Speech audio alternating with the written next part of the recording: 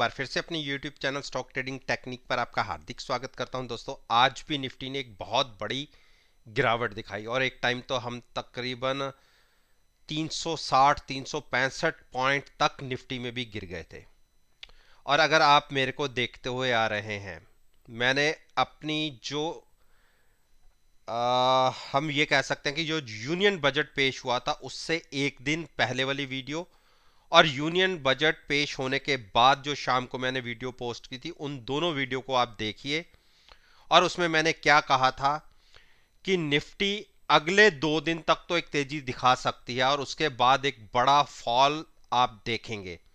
और ये किस वजह से कहा था? क्योंकि एफआईआईज की वजह से कुछ भी बेनिफिट नहीं दिए गए थे एफआईआईज को। तो वर्ल्ड वाइड हमारी कंट्री में सेलिंग तो देखने को मिल ही रही है, world wide FIIs heavy selling कर रहे हैं।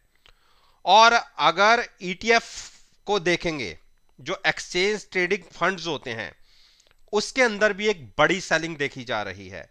और जैसा मैंने अपनी उन दो वीडियोस में कहा था कि 17,800 के आसपास निफ्टी जाए तो आप वहां पे शॉर्ट कर सकते हैं, जो रिस्क लेके ट्रेड करना जानते हैं।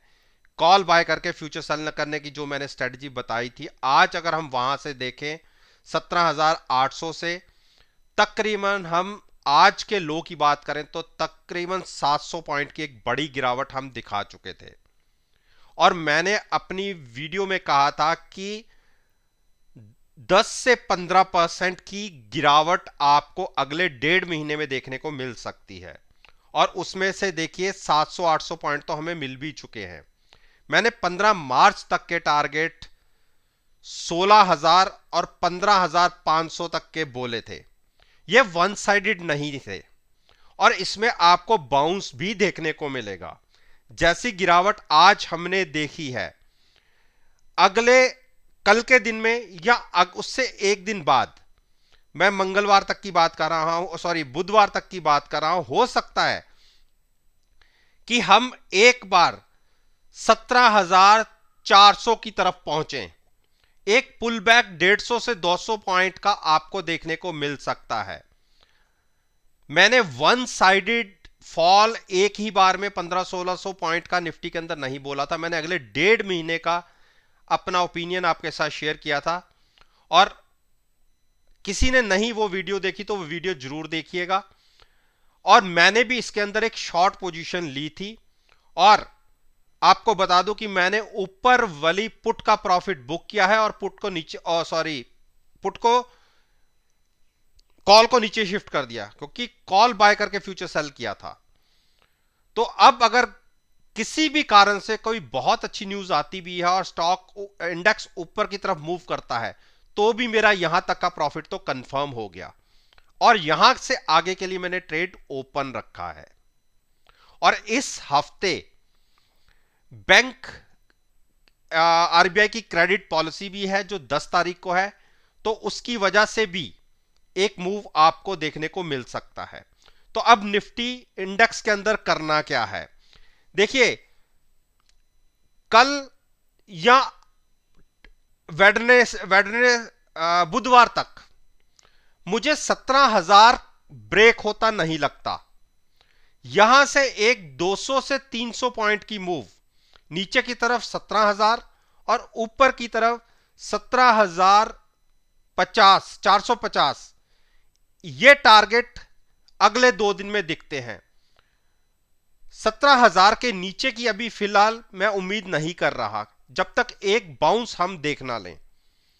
तो किसी ने अगर ट्रेड लेना है, कल किसी कारण से स्टॉक गैप डाउन खुलता भी है, तो वो अपॉर्चुनिटी होगी बाय करने की।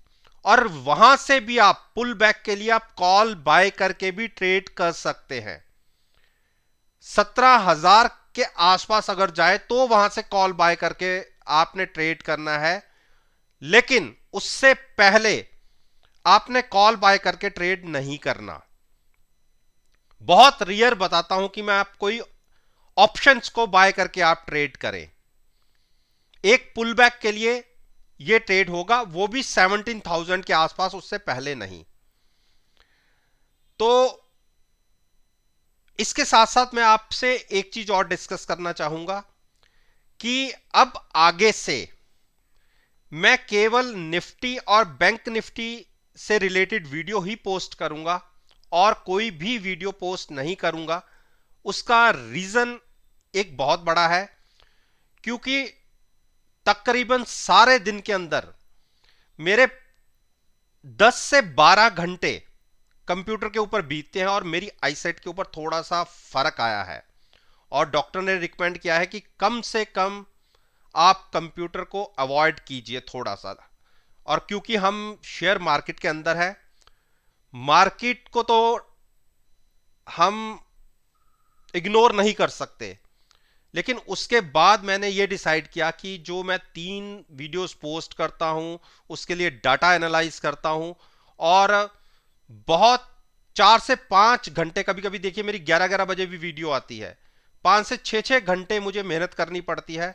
तो मैं सोच रहा हूं उसमें कुछ कमी करूं। अगर फ्यूचर में मेरी को थोड़ी सी कॉम्प्लिकेशन कम रहती हैं तो मैं फिर से ऐड करने की कोशिश करूंगा।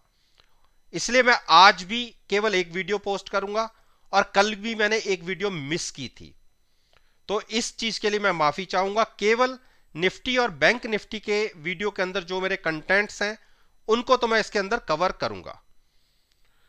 तो ये हुई हमारी निफ्टी के ऊपर बात। अब करते हैं बैंक निफ्टी पर। देखिए कल के दिन में मैंने कहा था कि मुझे बैंक निफ्टी में 37,500 तक की एक गिरावट लगती है और आज मैंने अगले 3-4 दिन का व्यू लेके चल रहा था कि 1500 पॉइंट एक गिरावट में आपको और नीचे की तरफ दिख सकते हैं और उसमें से तकरीबन देखिए 1000 पॉइंट तो हम आज ही खो दिया था हमने और जो लो लगा था वो 38,000 से भी नीचे का लगा था। तो अब हमारी नजर, जैसे मैंने पहले भी कहा, 37,500 पर होगी। ये ब्रेक करते हैं तो चिंता की बात हो जाएगी।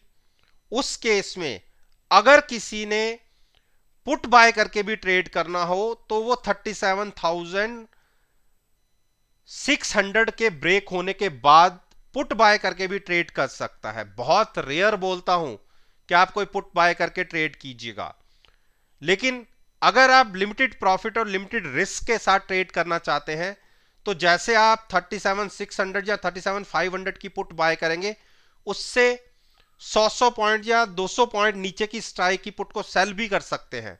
उससे होगा क्या, एक आपका रिस्क बहुत कम हो जाएगा कि जितना प्रीमियम आपने पे किया है उतना पूरे का रिस्क नहीं रहेगा, उसमें से 80% की भरपाई आपको हो जाएगी और प्रॉफिट की पॉसिबिलिटी भी काफी रहेगी। तो ये एक स्ट्रेटजी रहेगी बैंक निफ्टी को ट्रेड करने की। लॉन्ग को अभी अवॉइड कीजिए। हां, एक बार लगता है कि अगर हम 37,500 के नीचे क्लोज नहीं हुए तो एक बाउंस की उम्मीद की जा सकती है, जैसे मैंने निफ्टी के अंदर कहा था। लेकिन ऊपर की तरफ जाने से पहले बैंक निफ्टी मुझे 37,500 के आसपास एक बार लगती है कि हम वहां को टच कर सकते हैं। अब आता हूं रिलायंस पर। देखिए रिलायंस में मैंने आपको पहले 2305 2320 के आसपास एक बार लॉन्ग करवाया था और मेरे पास तो एक ट्रेड 2420 का है, एक 2320 के आसपास का था। तो 2320 वाले से तो मैं एग्जिट हो गया था प्रॉफिट लेके, लेकिन 2420 का जो ट्रेड था वो हेजिंग के साथ अभी भी ओपन है। अभी अगर गिरावट आती है, जैसे मैंने पहले भी अपनी पिछली वीडियो में भी कहा था कि निफ्टी के अंदर मुझे एक भारी गिरावट लग रही है, और कल के दिन में तो मैंने ये भी कहा था कि रिलायंस आपको 2200 के आसपास मिल सकता है, 2200। अभी भी मैं उस बात पर कायम हूं कि शायद 2200 आने से पहले आपको 30-40 पॉइंट का एक बाउंस ऊपर की तरफ मिल जाए तो ये लॉन्ग साइड जाने की अपॉर्चुनिटी नहीं होगी। गिरावट का वेट कीजिए और गिरावट आपको 2200 तक देखने को मिल सकती है, तो वेट एंड वॉच की स्ट्रेटजी रखिए। एचडीएफसी बैंक, देखिए कल के दिन में मैंने कहा था कि गिरावट में एचडीएफसी बैंक आपको 1460 के आसपास देखने को मिल सकता है। मेरी यहां से ट्रेंड लाइन पता नहीं कहां चली गई, जो 1460 के आसपास की होती है, मैंने पहले भी ड्रॉ कर रखी थी, चलिए फिर कर देता हूं, जहां से ये बार बार स्टॉक पुल बैक ले रहा था। तो इसी के ऊपर कहा था कि जब हम 2500 1520-25 के आसपास ट्रेड कर रहे थे यहां पर, मैंने कहा था कि यहां से अभी हमें नहीं बाय करना, हम वेट करेंगे गिरावट का, और अगर वहां पर मिलेगा तो हम बाय करेंगे। और मैंने 1460 और 1400 के प्राइसेस की पर नजर रखने के लिए बोला था। 1400 के 60 के आसपास तो अभी हम आ गए हैं। अभी भी मैं मान के चल रहा हूं कि गिरावट और कंटिन्यू होगी और स्टॉक 1400 के आसपास भी मिल सकता है, क्योंकि मैं प्रॉफिट लेके यहां से ऊपर एग्जिट हुआ था। मैंने आज इसको लॉन्ग किया है। क्योंकि लॉन्ग मैंने क्यों किया है, क्योंकि मैं दो ट्रेड लेता हूं, एक जो मेरा पहला प्राइस होता है और एक जो नीचे वाला प्राइस होता है, जहां पे मुझे दो प्राइसेस पे बात करता हूं, मैं दोनों पर ट्रेड लेता हूं। तो 1460 तो नहीं, मैंने 6970 के आसपास एक ट्रेड लिया है।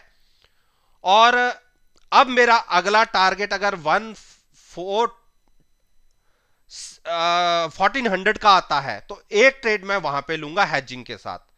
दोनों ही केस में मैं अपनी पोजीशन पुट बाय करके हेज रखूंगा और ट्रेड लूंगा फ्यूचर्स के अंदर, क्योंकि ये एक वेव की तरह ट्रेड करेगा अगले महीने तक। इंडेक्स कभी नीचे कभी ऊपर। तो जैसे पिछले हमने 3 दिन के अंदर तकरीबन आज के लो तक की बात करूं तो 700 पॉइंट की एक गिरावट दिखाई है। अगर हम 17,000 तक एक बार जाते हैं तो वहां से एक 300 से 400 पॉइंट की मूव आपको 17,450 तक देखने को मिल सकती है। तो आप उसी के अकॉर्डिंगली अपनी ट्रेड ले सकते हैं। इंडस बैंक, देखिए इंडस बैंक में मैंने कहा था हमें यहां से नहीं, अब हमें वेट करना है 1900 या उसके नीचे के प्राइसेस का। आप देखिए जब ये मूव चली थी हम यहां पर एग्जिट हुए थे, क्योंकि ये यहां से बार बार स्टॉक वापस लौटता था और अगले दिन खुला बराबर और उसके ऊपर की मूव हमें नहीं मिली, हम एग्जिट हो चुके थे। और मैंने डिसाइड क्या किया था, री एंट्री हमें कब लेनी है, 900 या उसके नीचे। और मेरा प्राइस निकाला था मैंने 880 या 875 के आसपास। आज जबकि इस स्टॉक ने इतनी बड़ी कोई गिरावट नहीं दिखाई, 2.5% इतने बड़े स्टॉक के लिए कोई बड़ी बात नहीं है, तो हमारी नजर 870-75 पर होनी चाहिए अगर हमने फिर से लॉन्ग पोजीशन इस स्टॉक के अंदर लेनी है तो। एचडीएफसी में मैंने कल के दिन में बोला था कि अगर हमें स्टॉक 2450 या 2400 के नीचे भी मिलता है, मैंने 2400 और 2300 तक के टारगेट की भी बात करी थी कल के दिन में, क्योंकि मैं ये मान के चल रहा था कि इस बार निफ्टी की गिरावट बड़ी होगी। और देखिए 2450 तो आज ही मिल गया। और किसी ने अगर ट्रेड लिया है यहां पे तो शांत होके बैठिए, आपको जब ये स्टॉक घूमेगा 250 से 300 पॉइंट का एक बड़ी मूव आपको देखने को मिलेगी। लेकिन पोजीशन को हैज जरूर रखिएगा और ऑप्शंस के थ्रू बाय मत कीजिएगा, ट्रेड मत कीजिएगा, क्योंकि जिसमें ऑप्शंस के थ्रू ट्रेड करना होता है मैं उसमें बता देता हूं कि आप ऑप्शन बाय करके ट्रेड कर सकते हैं। हां, ऑप्शंस को हेज के तरीके से यूज कर सकते हैं और ट्रेड लीजिएगा फ्यूचर्स के अंदर। 2430-35 पे क्लोज हुआ है, ये भी प्राइस बुरा नहीं है। और यहां से अगर 100 पॉइंट नीचे मिलता है, जिसने फ्रेश ट्रेड लेना है 2300 के आसपास, वहां पर भी आप लॉन्ग जा सकते हैं। कोटक महिंद्रा बैंक, देखिए मेरे सारे ध्यान नहीं आ रहे हट कैसे गए। तो 1768 और 1800 के आसपास के मैंने प्राइसेस पिछले अपने उसके अंदर लगा रखे थे। अब पता नहीं क्या प्रॉब्लम आई है कि जो मेरे नीचे के टारगेट सपोर्ट टारगेट थे वो अपने आप डिलीट हो गए। तो अभी कोई दिक्कत नहीं है। जो पिछला रिसेंटली लो था 1785 के आसपास का, उस पर नजर रखिए। अगर वो ब्रेक होता है तो चिंता हो सकती है। उस केस में हमें नीचे की तरफ 1700 के आसपास के टारगेट मिल सकते हैं। लेकिन अगर आप नजरिया लंबा रखते हैं तो 1785 के आसपास से एक ट्रेड आप लॉन्ग साइड पर ले सकते हैं। और अगर आप गिरावट का वेट करना चाहते हैं तो 1700 एक सुटेबल प्राइस रहेगा लॉन्ग साइड जाने के लिए और हेजिंग के साथ। शॉर्ट की मैं एडवाइस नहीं कर रहा, मैं डिप पर बाइंग करने की एडवाइस कर रहा हूं। आईसीआईसीआई बैंक देखिए, आईसीआईसीआई बैंक में हमने क्या कहा था कि हमें कहां बाय करना है, 775 के आसपास, और आज देखिए 784 के टारगेट लग गए। 780 अब, क्योंकि पहले जब मैंने बातें करी थी तो उसमें एक मूविंग एवरेज थोड़ी ऊपर नीचे थी, तो 775 का प्राइस निकलता था। तो अभी भी अगर किसी ने ट्रेड स्टॉक के अंदर लेना है और शॉर्ट साइड पर अगर कोई ट्रेड करना चाहता है तो बहुत अच्छी अपॉर्चुनिटी मिलेगी। 780 के नीचे अगर क्लोजिंग दिखे तो आप हैजिंग के साथ आप शॉर्ट भी कर सकते हैं। उस केस में नीचे की तरफ का टारगेट 750 के आसपास का हो सकता है। इसको लॉन्ग मत करिएगा, डिप का वेट कीजिए। अब मैं बात कर रहा हूं आपकी 780 के नीचे 750 के टारगेट की, और 750 पर एक बार सोचेंगे कि हमें पोजीशन रिवर्स साइड पर लेनी है या नहीं। एक्सिस बैंक देखिए, एक्सिस बैंक ने उस हिसाब से गिरावट नहीं दिखाई जैसी बैंक निफ्टी ने गिरावट दिखाई है, और हमारी नजर रहेगी 780 के प्राइस पर। उसके नीचे क्लोजिंग मिलती है तो टारगेट 760 का हो सकता है। उस केस में आप शॉर्ट पोजीशन ले सकते हैं। अगर जो शॉर्ट करने में इंटरेस्टेड हो तो कॉल बाय करके फ्यूचर सेल कर सकते हैं। इस स्टॉक को हम प्लस करेंगे अगर गिरावट में 750 और 735 के बीच में मिलता है तो। स्टेट बैंक देखिए, स्टेट बैंक ने हाई से 550 का हाई है, और जो मैं एक बड़ी सपोर्ट बता रहा था 530 की, कल के सेशन में देख लीजिए, वो आज इंट्राडे में तो क्रॉस किया लेकिन क्लोज नहीं मिला। तो जैसी कैंडल फॉर्मेशन नीचे से देखने को मिली है, मुझे लगता है कि एक बार 528 के नीचे अगर क्लोजिंग मिल जाती है तो हम इसमें 515 और 500 भी देखेंगे। तो ये शॉर्ट का कैंडिडेट होगा हैजिंग के साथ। तो दोस्तों, उम्मीद करता हूं कि आपको मेरी ये वीडियो पसंद आई होगी। वीडियो पसंद आई है तो मेरे साथ मेरे चैनल पर जुड़िए, चैनल को सब्सक्राइब कीजिए और साथ में बेल आइकन का बटन प्रेस करना मत भूलिएगा ताकि नोटिफिकेशन टाइम से आप तक डिलीवर हो सके। इस बात के साथ मैं आपसे विदा लेता हूं और एक नई वीडियो के साथ फिर से आपके सामने आऊंगा। तब तक के लिए धन्यवाद। Take care and have